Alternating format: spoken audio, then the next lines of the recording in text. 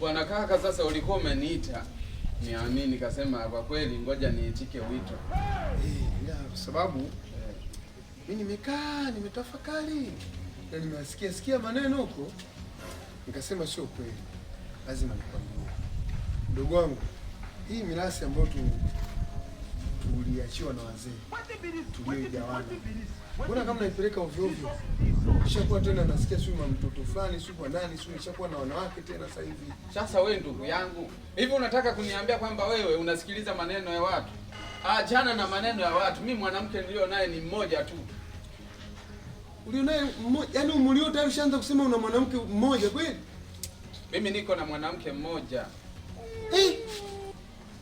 Ndugu yangu, wanawake wa nini umuli bado?